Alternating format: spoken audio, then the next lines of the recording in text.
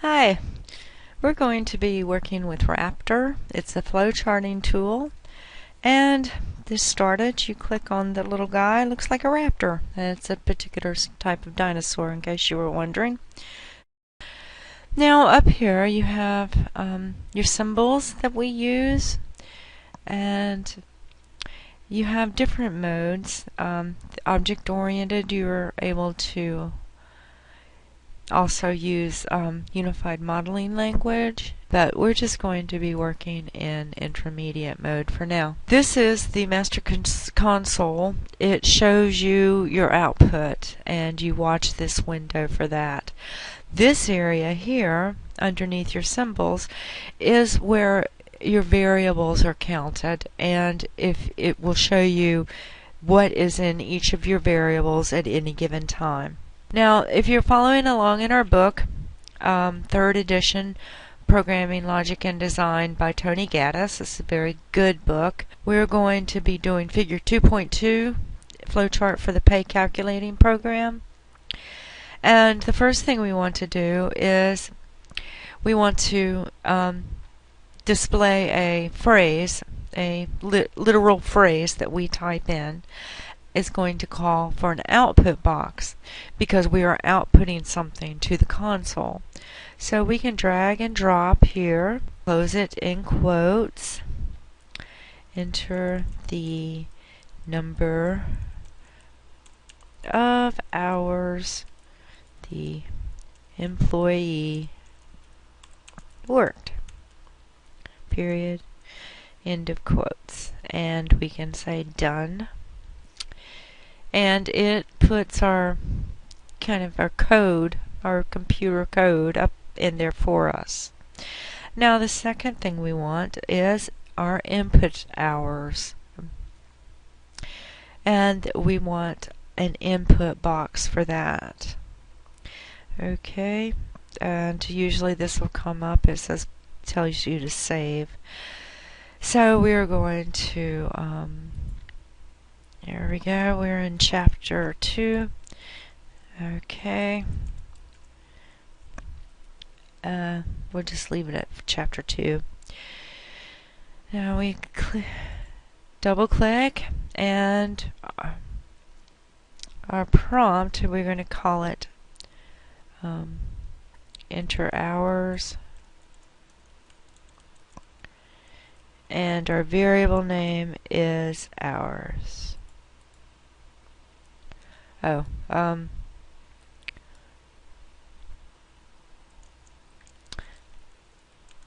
Input the number of hours, and our variable name is hours.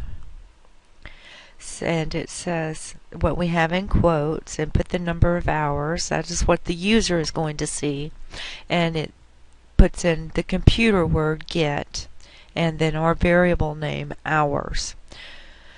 Next, we want to display an output, so we could right click here, copy, and right click here and paste, and then just change the input phrase, and it's going to say this time enter the employee's hourly pay rate. Okay, and we say done. Next, we want to do an input. We want to get the pay rate, so I like to just drag and drop myself. There we go, and enter the pay rate. And we are going to call that pay rate. Now remember, we're using what they call camel case, and that's where the first letter of the first word is small, and the second letter of the second word and all the other words, if you have more than two, are capitalized. Okay. Now we want an assignment box because we're going to calculate an expression. And what we are going to do is we are going to set gross pay to equal hours, and you see, if we see red down here, you know that it's a variable we have defined. So, and you can usually just hit enter once you start to see that. Times pay rate, hit enter, okay, and enter to say done. And we want an output, and this is going to display the output. There we go. And we're going to say the employees' gross pay is, and include your $sign here, and comma gross pay. Done. To concatenate, we need to use the plus sign. There we go. Now, we can go. Let's save it. Now we go up here, and to run it, we click on this triangle to the right. You'll see that a lot in any type of IDE. It's a development interface that the Eclipse is a big one, NetBeans is another one. To run the program, you will see this triangle. So, and as we run it, you'll see each box light up with a green border around it. Now watch our windows over here on the left and over here on the right. Start.